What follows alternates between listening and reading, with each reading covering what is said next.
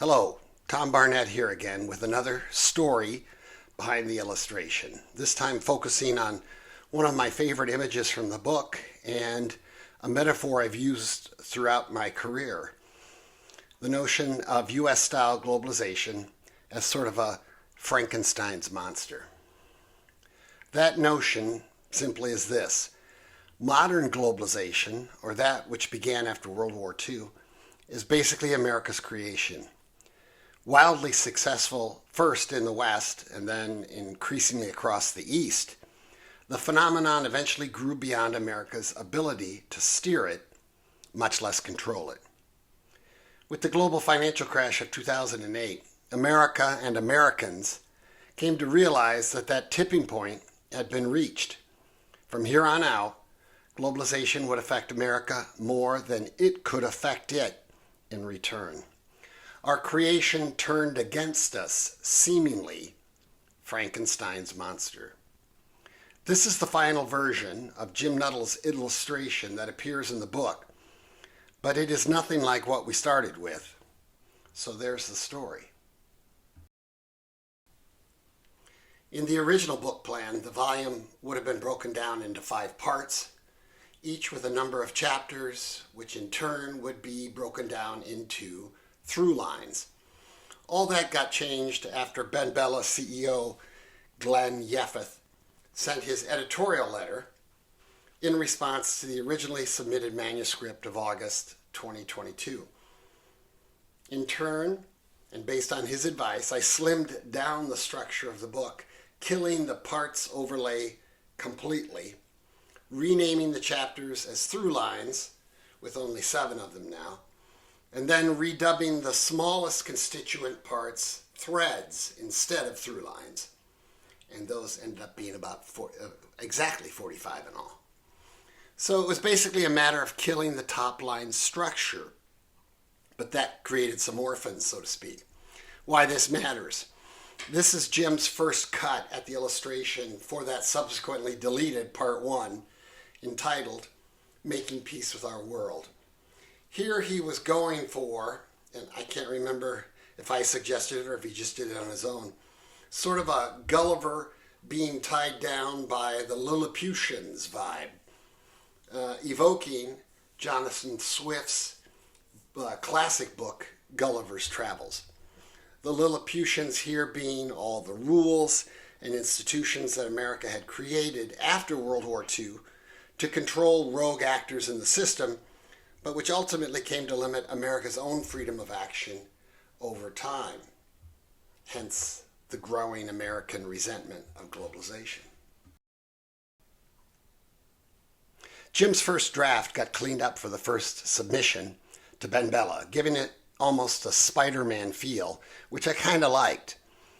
I wanted that notion conveyed of a superhero being captured on all sides by Krypton-like restraints, that frustration on his face when he can so clearly imagine that future visible through his superpower superhero goggles. So when this part 1 bit was canceled, and I moved a lot of the text from that part into the subsequent Throughline 1, Frankenstein's monster, I found myself missing this angle, this vibe. Switching over to Jim's original version of the Frankenstein Throughline illustration, it's pretty abstract. Uncle Sam, standing in for the unseen monster, steps on thin ice, setting in motion all sorts of downstream effects. Jim, I believe, was going for that bull in a china shop concept. America is big and a bit scary, and if we just go marching off without thinking ahead, we can damage things. My problem was I just wasn't seeing my monster anymore. This version was too off-screen.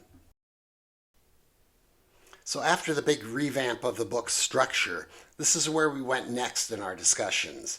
I said to Jim basically, give me that sense of a monster unbound, like the superpower just about to break his bonds from the original Part 1 illustration, and somehow suggest some down-the-road damage to ensue, capturing what he was originally going for, with that Uncle Sam on thin ice image. And that's where Jim went next. We kept our implied Uncle Sam as Dr. Frankenstein motif. We made our monster both on screen and, having escaped his bonds, heading off into the distance to inflict untold damage upon the larger world. Jim cleaned things up and made the underlying bits more apparent in his second draft, clearly identifying Uncle Sam and the regret and anxiety registered on his face upon the monster's escape. Jim then took it to a whole nother level with his finished product. Uncle Sam's Dr. Frankenstein resigned visibly to the loss, the monster evincing more menace in his determined step, and he seems to be heading now to villages down the road. A bit of a jump scare with the lightning strike. Oh, so Hollywood. The broken straps and wires on the table where the monster had been revived, just like America revived globalization after World War II from its then dead European colonial imperial construct. It all really comes down, finally, in this illustration, comes together, drawing upon the two source drafts, combining them into a single strong image. And that's the story behind this really cool, truly evocative illustration, which is one of my favorites.